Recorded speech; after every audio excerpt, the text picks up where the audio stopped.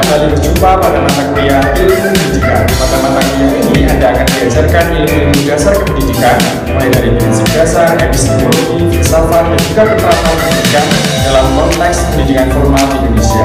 Sehingga diharapkan setelah Anda mempelajari mata kuliah ini, Anda akan diharapkan bisa memiliki bekal pengetahuan yang cukup bagi Anda ketika nanti menjadi seorang guru atau menjadi seorang dosen ketika Anda bekerja. Baik, selamat berjumpa kembali rekan-rekan semuanya pada mata kuliah ilmu pendidikan, di mana pada kesempatan kali ini kita sudah masuk pada pertemuan yang ketiga, membahas mengenai ontologi, epistemologi, dan aksiologi dalam filsafat pendidikan. Baik rekan-rekan semuanya, untuk pertemuan kali ini kita akan menggunakan beberapa referensi yang sebagai acuan dalam menentukan berbagai konsep dan juga teori dalam pertemuan kali ini. Yang pertama, saya menggunakan referensi buku filsafat pendidikan dari Pohan Yusrin, kemudian dari buku filsafat ilmu UGM, kemudian jurnal mengenal ontologi, epistemologi, aksiologi dalam pendidikan Islam dari Mahfud 2018, dan yang terakhir menggunakan jurnalnya Nur Salim. Nah, adapun pokok bahasan yang menjadi inti poin dari pembahasan kita kali ini yaitu adalah mengenai ontologi filsafat pendidikan, kemudian epistemologi filsafat pendidikan, dan juga yang terakhir adalah aksiologi filsafat pendidikan. Nah, ketiga hal ini menjadi sebuah landasan pokok ketika kita mempelajari sebuah filsafat. Nah, karena kita adalah filsafat pendidikan, berarti ketiga hal ini nanti menjadi fondasi dasar kita dalam memahami esensi dari filsafat pendidikan itu sendiri. Nah, sebelum berangkat ke sana, kita akan mendiskusikan pertanyaan mendasar yang seringkali menjadi pertanyaan besar ketika seorang filsuf atau seorang pemikir filsafat pendidikan mempertanyakan kembali tentang pendidikan itu seperti apa. Yang pertama, seringkali kita bertanya mengenai hakikat dari pendidikan itu sendiri seperti apa. Kemudian kita akan menganalisis secara lebih jauh siapa yang berhak untuk mendidik dan siapa yang harus dididik. Kemudian ada pertanyaan berikutnya, setelah kita mencari tahu siapa yang harus mendidik dan juga siapa yang harus dididik, kemudian adalah bagaimana cara untuk mendidik. Kemudian kenapa harus dididik, bagaimana cara memperoleh ilmu pengetahuan, dan juga yang terakhir apa manfaat kegunaan nilai pengetahuan yang melibatkan dalam proses pendidikan. Nah, berbagai pertanyaan mendasar ini dapat kita jawab secara esensi, secara hakikatnya nanti ketika kita mempelajari yang namanya ontologi, epistemologi, dan juga aksiologi dalam filsafat pendidikan itu. Baik, nah seperti yang saya jelaskan di awal tadi, untuk memahami filsafat itu ada tiga komponen dasar ya, yaitu adalah ontologi tadi. Yang pertama yaitu adalah landasan yang paling mendasar dari sebuah filsafat. Nah, karena kita adalah filsafat pendidikan, maka landasan ontologis itu diperlukan dalam pendidikan kaitannya dengan untuk mengkaji dari hakikat pendidikan itu sendiri. Kemudian dari yang kedua adalah landasan epistemologi. Nah, landasan epistemologis ini digunakan dalam pendidikan itu kaitannya dengan berbagai metode, berbagai cara, atau berbagai hal-hal yang itu mengindikasikan adanya sumber pengetahuan atau sumber pendidikan.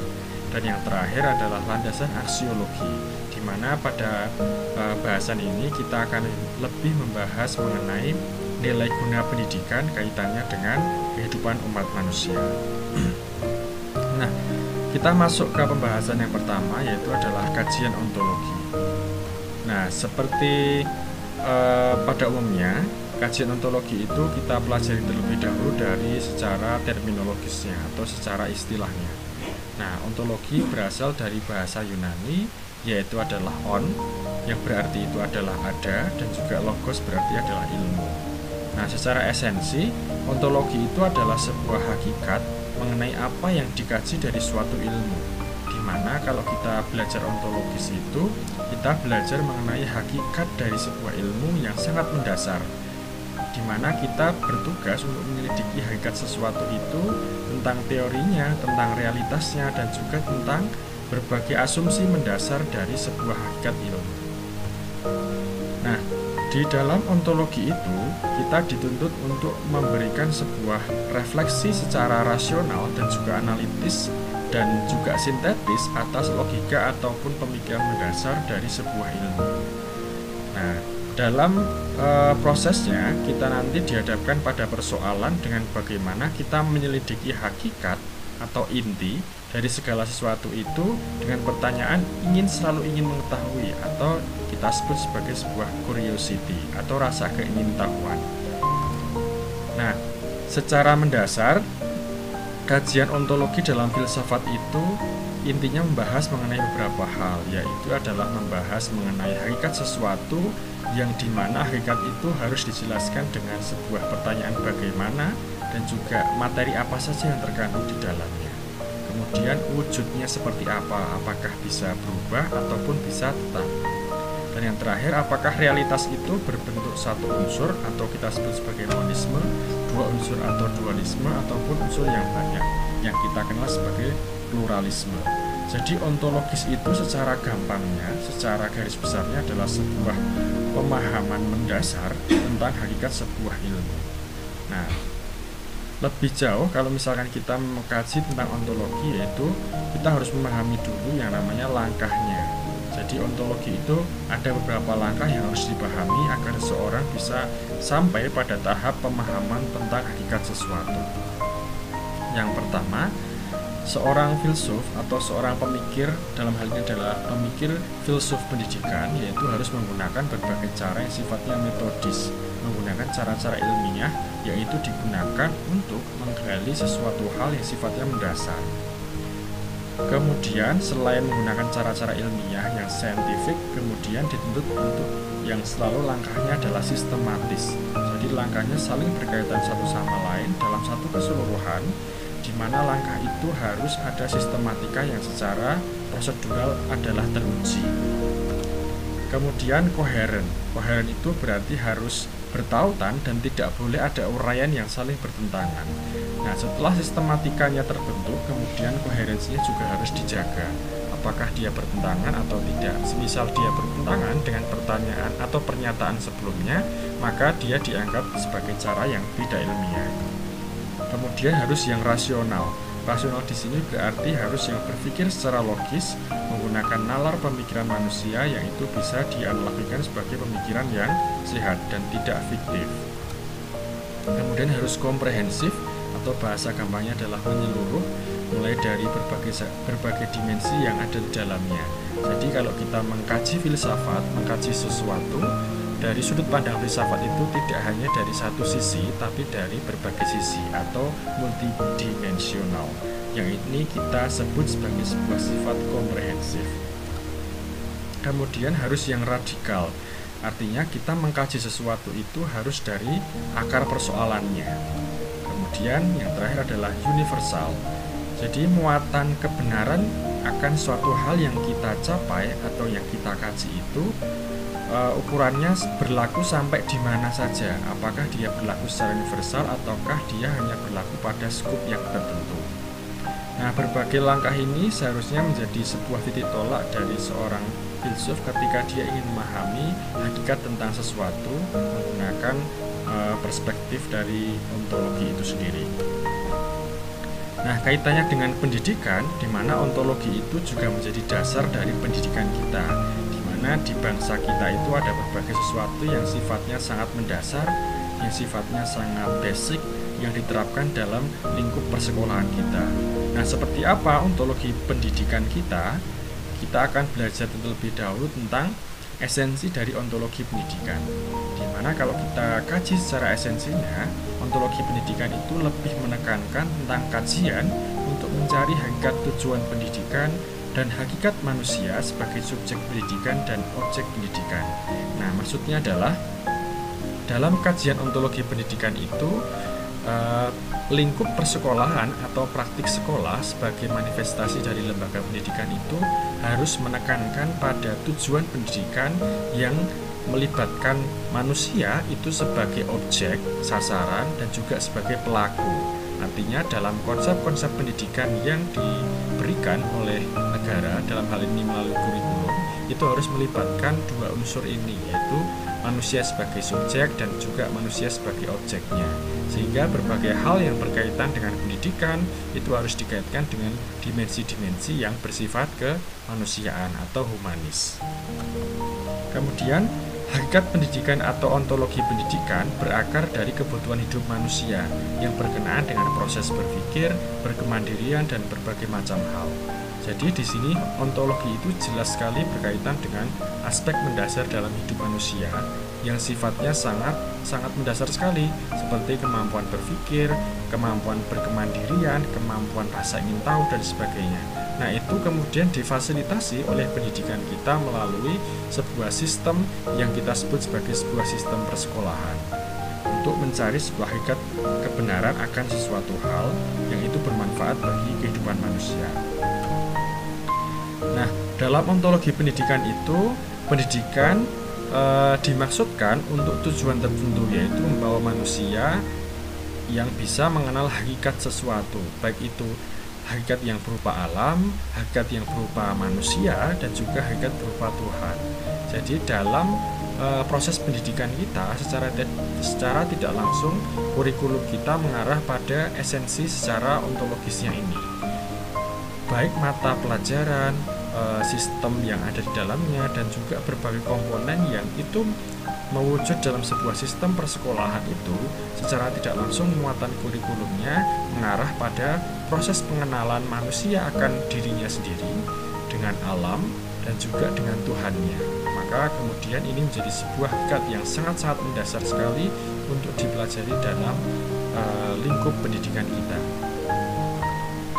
Nah, dalam proses pendidikan itu otomatis ada sebuah usaha yang bersifat membimbing, mengarahkan, dan juga usaha pembimbingan yang dilakukan oleh pendidik kepada peserta didik. Nah, disinilah sebenarnya peran kita dituntut untuk memberikan sebuah keterampilan yang dimana kita sebagai calon guru itu tugasnya adalah memberikan sebuah bimbingan, sebuah arahan, dan juga sebuah usaha untuk menumbuhkan potensi pada peserta didik yang pada gilirannya nanti akan memberikan sumbangsih yang besar bagi kehidupan manusia dan juga kehidupan sosial masyarakat secara umumnya, seperti itu. Nah, jadi disinilah kalau teman-teman lihat ontologi pendidikan kita itu lebih mengkaji kepada bagaimana hakikat mendasar dari segala sesuatu yang dia melibatkan aspek dirinya sendiri sebagai sebuah manusia atau sebagai seorang manusia, kemudian relasi manusia dengan alam, dan juga relasi manusia dengan Tuhan untuk mencari hakikat dari berbagai aspek ketiga tersebut. Nah, setelah kita tahu ontologi, maka kemudian kita akan belajar mengenai epistemologi. Nah, kita akan kaji terlebih dahulu secara tata bahasanya atau secara terminologisnya. Nah, kajian epistemologi itu juga berasal dari bahasa Yunani yang berarti epistem. Episteme itu adalah pengetahuan, dan juga logos itu berarti pengetahuan juga atau informasi. Jadi epistemologi itu singkatnya adalah sebuah cabang filsafat yang mengkaji sumber-sumber, proses, syarat, sistematika, batas, validitas, dan juga hakikat pengetahuan. Kalau ontologi tadi lebih mengkaji hakikat sesuatu untuk menjawab pertanyaan apa, kalau epistemologi itu menjawab pertanyaan bagaimana. Jadi bagaimana ilmu itu terbentuk, mulai dari sumbernya bagaimana prosesnya, bagaimana syarat-syaratnya, bagaimana sistematikanya, bagaimana validitas atau membuktikan kebenarannya, dan juga dari berbagai teori yang membangun dari pengetahuan itu. Nah, epistemologi itu seperti tadi saya jelaskan lebih berbicara mengenai sumber pengetahuan dan juga bagaimana cara memperolehnya. Jadi pada kajian ini lebih mengkritisi tentang kedua hal tersebut, bagaimana sumbernya dan juga bagaimana cara memperoleh pengetahuan itu. Nah, dalam epistemologi juga dikenal adanya sebuah kebenaran, karena dalam ilmu pengetahuan itu tujuan dasarnya adalah mencari sebuah kebenaran. Dalam perspektif epistemologi itu, kebenaran dibagi menjadi dua, yaitu adalah kebenaran mutlak dan juga kebenaran relatif. Artinya kalau mutlak atau absolut itu adalah kebenaran yang itu tidak terbantahkan, biasanya bersumber dari wahyu atau ketuhanan. Kemudian kalau kebenaran yang sifatnya relatif itu adalah kebenaran yang bisa jadi akan terjadi sebuah perubahan atau dinamika di dalamnya. Artinya keadaan yang saat ini diklaim sebuah kebenaran bisa jadi di suatu hari yang nanti atau hari berikutnya diklaim sebagai sebuah kesalahan, karena itu adalah sebagai sebuah kebenaran yang relatif. Nah, persoalan pokok yang dipertanyakan dari kajian epistemologi ini adalah tentang bagaimana sesuatu yang benar itu datang dan bagaimana kita mengetahuinya. Bagaimana kita bisa membedakan yang benar dan mana yang salah. Jadi berbagai pokok bahasa yang sifatnya normatif, nilai, norma dan sebagainya itu kemudian menjadi tolak ukur dari pembahasan dari kajian epistemologi. Apapun ilmunya, apapun sudut pandangnya, apapun dari subjek matternya, kemudian harus dikaji dari epistemologinya. Jadi tentang bagaimana sesuatu itu diklaim sebagai sesuatu yang benar, bagaimana cara mendatanginya, bagaimana cara membuktikannya, bagaimana cara mengetahuinya, itu harus dikaji secara epistemologis. Jadi ringkasnya, epistemologis itu mengkaji mengenai yang pertama adalah asal mula atau sumber pengetahuan itu dari mana, kemudian bagaimana sistematika atau tampilan pengetahuan itu, kemudian yang ketiga adalah bagaimana kebenaran atau verifikasi pengetahuan itu. Jadi ketiga hal ini menjadi sangat-sangat mendasar dari apapun ilmunya ya. Tidak hanya ilmu pendidikan, tapi semua cabang ilmu yang itu baik ilmu filsafat, ilmu alam, ilmu sosial, humaniora dan sebagainya. Kalau misalkan melibatkan kajian epistemologis berarti lebih berbicara mengenai asal mula, tampilan pengetahuan dan juga kebenaran atau verifikasi. Nah, kalau kita bicara kebenaran, dalam epistemologis itu juga ada berbagai teori yang itu menjelaskan tentang teori kebenaran. Yang pertama adalah teori kebenaran koherensi. Artinya sesuatu itu dianggap benar jika pernyataan itu bersifat konsisten. Artinya tidak ada pernyataan yang salah atau pernyataan yang menyimpang dari pernyataan sebelumnya. Itu menurut teori kebenaran koherensi. Kemudian ada juga teori kebenaran korespondensi yang menyatakan bahwa sesuatu itu dianggap benar jika materi pengetahuan yang dikandung dalam pernyataan itu berkorespondensi atau berhubungan dengan objek atau fakta yang diacu oleh pernyataan tersebut. Maksudnya adalah sesuatu itu dianggap benar ketika ada keterkaitan atau korelasi dengan fakta yang diacu oleh pernyataan itu. Kemudian yang ketiga adalah teori kebenaran pragmatis. Jadi sesuatu itu diklaim sebagai sebuah kebenaran jika sesuatu itu mengandung nilai guna atau nilai yang praktis bagi kebutuhan hidup manusia. Nah, ketiga teori ini menjadi sebuah perdebatan kaitannya dalam penentuan dari sebuah nilai kebenaran itu sendiri. Jadi sebuah diskusi atau wacana. Nah, dalam epistemologis itu secara rincinya itu lebih menanyakan tentang bagaimana suatu ilmu itu. Maka untuk membuktikan atau memberikan sebuah verifikasi bagaimana ilmu itu, maka dalam epistemologi itu mempertanyakan beberapa hal. Misalkan bagaimana terminologinya atau bagaimana ketata bahasaannya, asal mula katanya dan sebagainya, itu selalu ditanyakan secara epistemologi.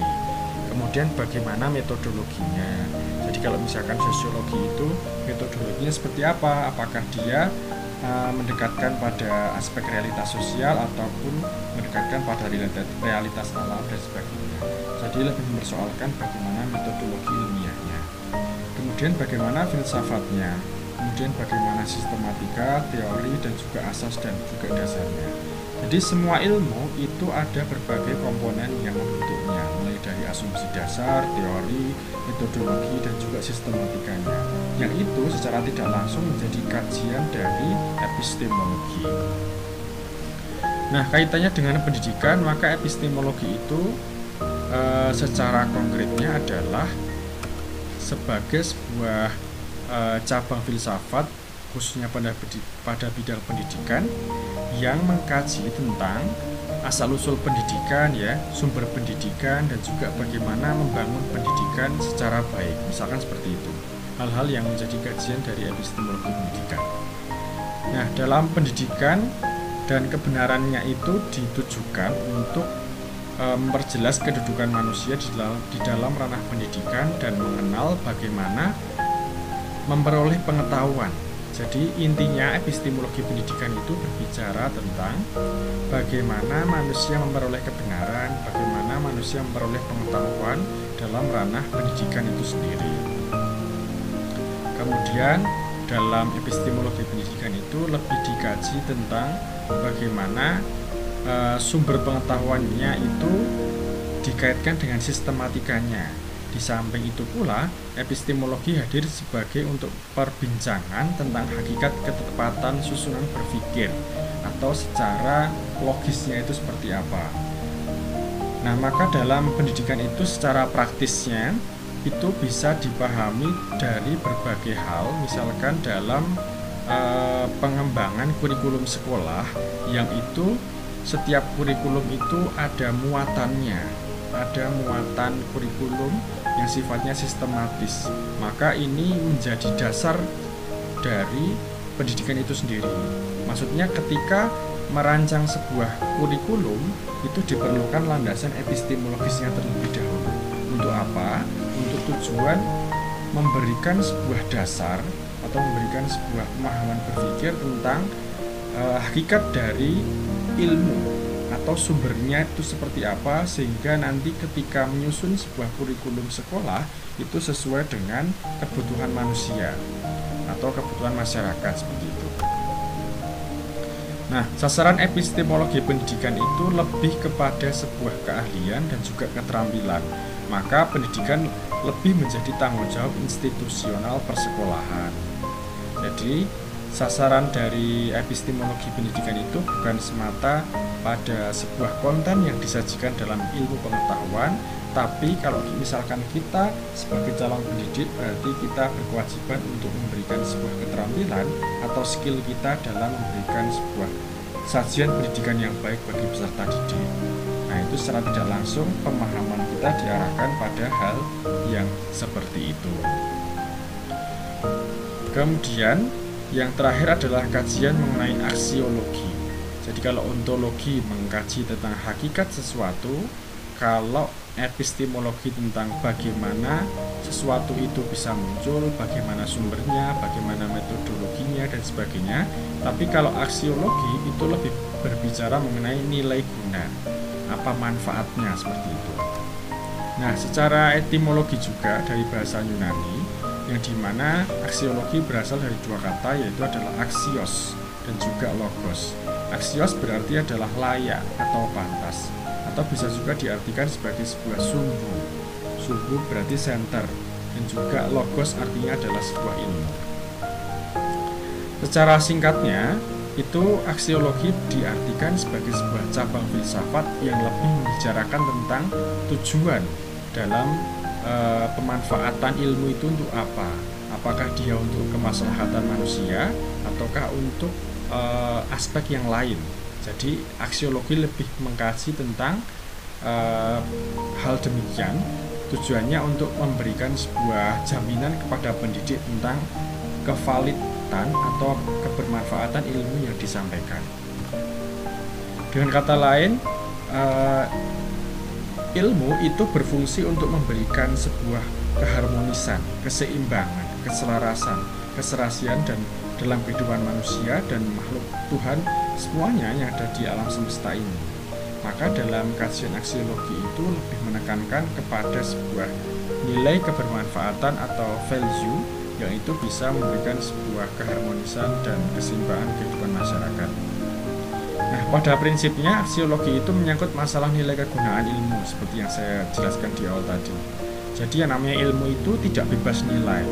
Tidak ada ilmu yang itu benar-benar yang dia free dari sebuah value. Karena seringkali ilmu itu harus juga disesuaikan dengan yang namanya nilai budaya dan juga nilai moral masyarakat setempat. Semisal ketika kita menekuni disiplin ilmu sosiologi dan antropologi, maka kita juga harus menyesuaikan ilmu kita itu dengan kondisi masyarakat di mana kita beradaptasi atau kita berada di dalamnya. Misalkan kita mau melakukan pemberdayaan masyarakat atau kita mau melakukan sebuah aksi-aksi sosial tertentu, maka disitulah kita dituntut untuk memberikan sebuah adaptasi terkait dengan nilai norma yang berlaku dalam masyarakat. Nah, aksiologi itu menyelidiki nilai-nilai atau mempertanyakan bermanfaatan nilai itu. Nah, oleh aksiologi dibagi menjadi 3, yaitu tentang nilai yang berkaitan dengan filsafat moral atau filsafat etika. Jadi di dalamnya itu dibahas mengenai norma, nilai, perilaku, adat istiadat dan sebagainya yang berkaitan dengan aspek-aspek normatif keetikaan. Kemudian yang kedua adalah ekspresi keindahan atau aesthetic expression yang melahirkan filsafat estetika. Jadi setelah mempelajari normatif dari kehidupan manusia, maka aksiologi itu juga memiliki sudut pandang lain atau nilai lain yang dikaji atau adalah nilai estetik. Nah, nilai estetik ini bisa kita dapatkan dari kesenian atau kebudayaan yang sifatnya memberikan unsur-unsur keindahan. Dan yang terakhir adalah kehidupan sosial politik yang dimana di dalamnya lebih memusatkan perhatian pada kehidupan sosial politik masyarakat. Nah, kemudian kalau kita bicara aksiologi yang lebih menekankan kepada nilai guna ilmu pengetahuan, nah kalau dalam aksiologi pendidikan itu lebih menekankan di mana aksiologi pendidikan itu berarti berkaitan dengan nilai-nilai yang terkandung dalam etika profetik kependidikan dan juga kegunaan pendidikan itu sendiri. Nah, dalam pendidikan kita kenal istilah etika profetik, artinya ini adalah sebuah kode etik bagi calon pendidik untuk memberikan sebuah pendidikan atau mentransfer sebuah ilmu kepada peserta didik menggunakan etika-etika yang sifatnya profetik. Profetik itu artinya adalah kenabian kalau misalkan diartikan secara bahasa. Nah, disinilah kita berperan dalam memberikan sebuah tugas yang sangat mulia, yaitu adalah memberikan transfer knowledge kepada peserta didik melalui ilmu yang kita pelajari. Di aksiologi lebih mempelajari tentang nilai-nilai kita yang terkandung di dalamnya. Misalkan dalam ilmu sosiologi ada berbagai nilai yang kita bisa transfer ke siswa kita. Nah, itulah yang menjadi titik poin dari aksiologi pendidikan. Nah, aksiologi pendidikan itu secara esensialnya mengarah kepada tujuan pendidikan itu sendiri, yaitu adalah mewujudkan peserta didik yang mampu memahami ilmu dan mengamalkannya dalam kehidupan sehari-hari. Jadi setelah seorang guru itu mentransfer knowledge kepada siswanya, maka aksiologi itu lebih menekankan kepada implementasi atau kebermanfaatan ilmu itu untuk diterapkan siswa dalam kehidupan sosial masyarakatnya. Nah, secara esensi lagi, implikasi aksiologi itu lebih menekankan juga kepada pengujian dan integrasi semua nilai dalam kehidupan manusia dan membina kepribadian anak. Jadi aksiologi lebih menekankan kepada hal itu untuk mewujudkan manusia yang humanis, yang memanusiakan manusia yang lain. Nah, untuk menjelaskan apakah baik, benar, buruk, dan juga salah itu memang pekerjaan yang tidak mudah. Tapi memang itu menjadi sebuah tantangan kita menjadi seorang pendidik, menjadi seorang calon pengajar, itu memang tantangannya seperti itu. Dan saya rasa di era yang seperti sekarang ini banyak sekali disrupsi, banyak sekali gangguan, yaitu menjadi tantangan kita untuk memberikan sebuah value kepada peserta didik kita nanti. Nah, dalam pendidikan juga harus memberikan sebuah pemahaman yang tentang baik buruknya fakta, baik buruknya sesuatu, dan juga segalanya yang harus diberikan oleh guru itu secara komprehensif kepada peserta didik yang dilihat dari berbagai aspek tadi, bisa dari etika, estetika, maupun dari nilai sosial masyarakat. Dan yang terakhir, aksiologi pendidikan itu berkaitan dengan nilai-nilai, tujuan, dan target yang akan dicapai dalam pendidikan. Jadi aksiologi pendidikan itu lebih menekankan tentang tujuannya, manfaatnya, kebermanfaatan atau kebergunaan nilai ilmu yang dipelajari manusia bagi kehidupan sosial masyarakatnya. Nah, demikian rekan-rekan yang bisa saya sampaikan untuk materi mengenai ontologi, epistemologi, dan juga aksiologi dalam filsafat pendidikan. Semoga dengan materi ini bisa memberikan satu perspektif baru atau satu pola pikir baru berkaitan dengan kita memandang sebuah realitas pendidikan atau kita merefleksikan diri sebagai seorang calon pendidik yang baik, yang profesional untuk memberikan pendidikan yang terbaik bagi bangsa Indonesia ke depannya. Sampai jumpa di pertemuan yang berikutnya dan kita akan diskusi di forum diskusi. Terima kasih.